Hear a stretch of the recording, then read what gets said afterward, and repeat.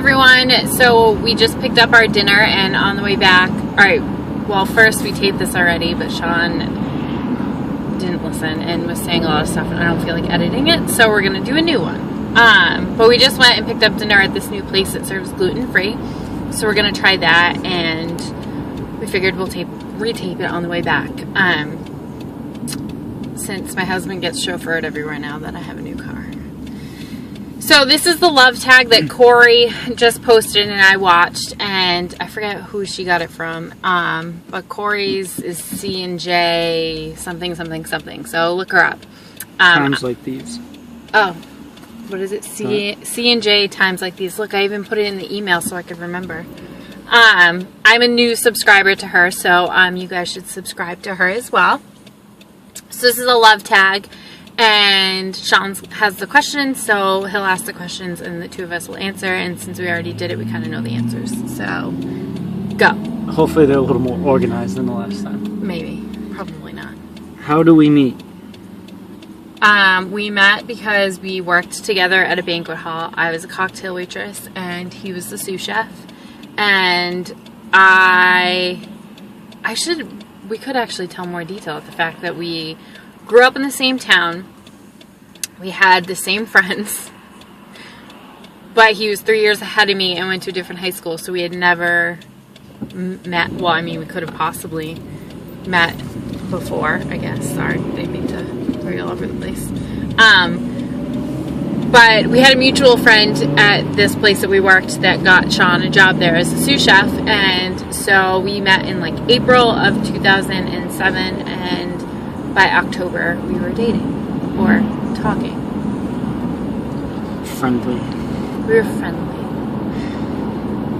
What was our first impressions? I'll just say the same one I said last time. He was hot.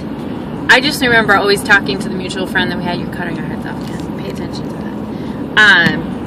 I would always tell her, I'm like, oh my god, he's so hot. Like, why does he have to be dating a girl right now? Like, he should be dating me. And we would flirt every once in a while. And your first impression of me was that I was beautiful. You because were. Well, no. I really did think you were beautiful, and as soon as you would walk into the kitchen, the chef who became a friend of mine would laugh and make fun of me, and yeah, I thought she was really pretty. And then on top of it, she would feed me cake at the end of the night and bring me beer. I got paid to cut the wedding cakes. We did weddings. They were mostly all weddings.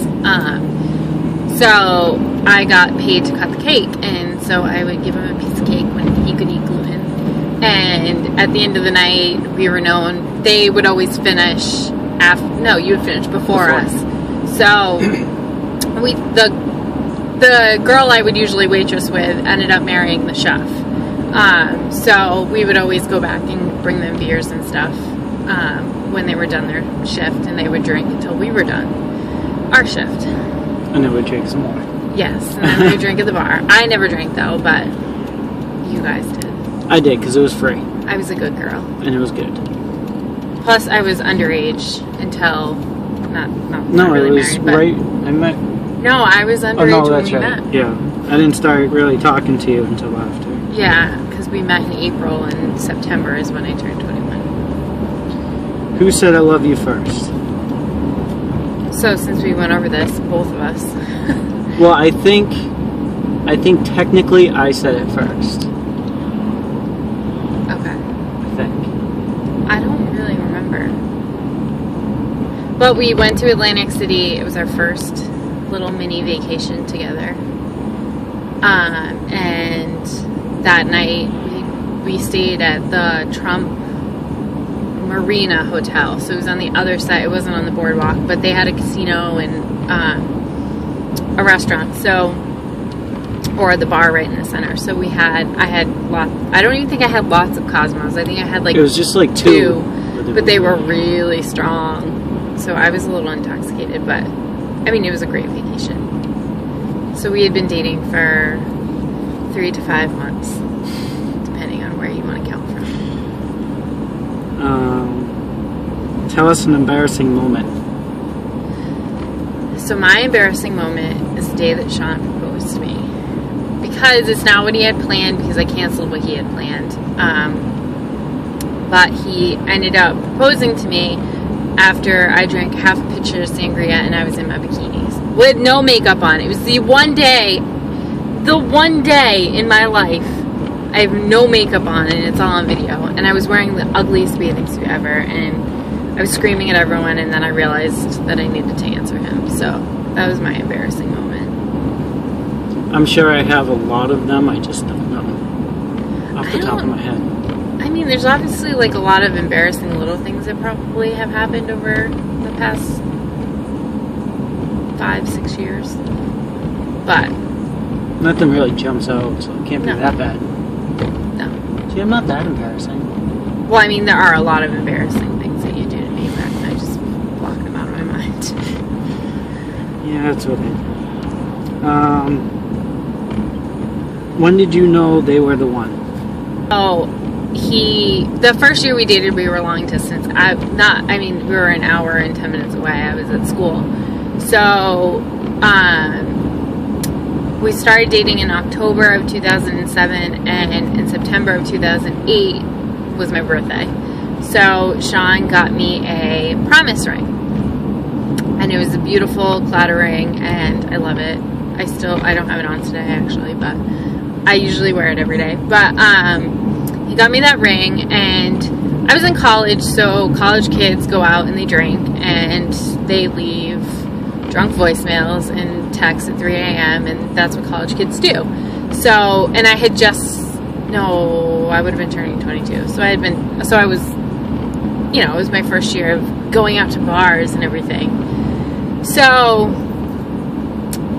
anyways, like 2 weeks later, I had gotten drunk and I called you, I think, and I kept calling you and I like really ticked you off, and then you decided you didn't want to commit to me for buying me this beautiful ring that I threatened to throw down a drain while I was at school, and luckily my roommate took it from me. I was like, no, you're not doing that.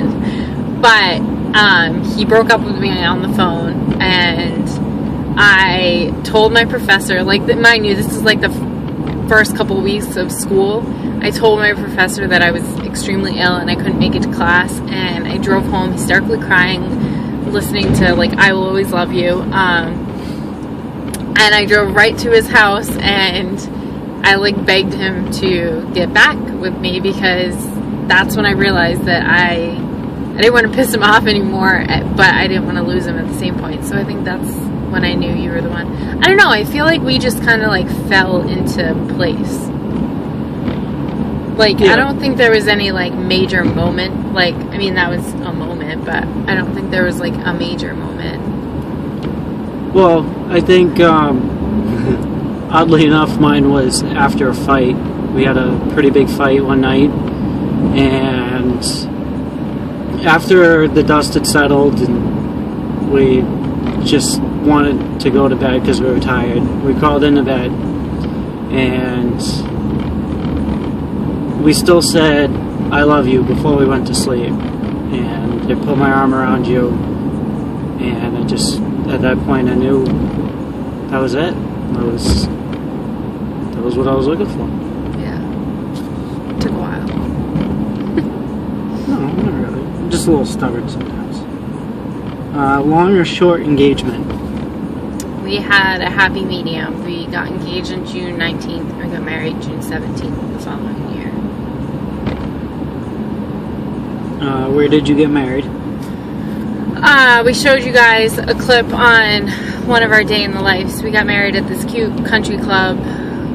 This got a country feel to it, a rustic feel. And we got married outside in a gazebo area-ish. And then we had the reception in the same place. So it was located on the same area. It was cute. Big or small wedding? We invited 130, and I think it came out to 110 or 150, and I can't remember. So it was kind of small. It was only family and friends. We didn't invite distant relatives, I guess. Made a cutoff point. Yeah. Nicknames for each other? So when we first started dating, we had this joke, which neither of us can remember, where we called each other pickles. I don't know. It was weird. But now I think we both just call each other babe. So just Simple. Nothing crazy and cookie. And what makes our love last? Wow, we went through this way quicker. I think that because we've been through so much, it's been, I don't know, it helps us. I think we lean on each other more than we realize. So I think it sounds like really corny, but we're each other's person. I don't know, we balance each other. So we are complete opposites down to like the smallest, tiniest thing. Like we never agree on anything. But I think that helps because I think like my strengths are, you know, I'm organized and I'm smart.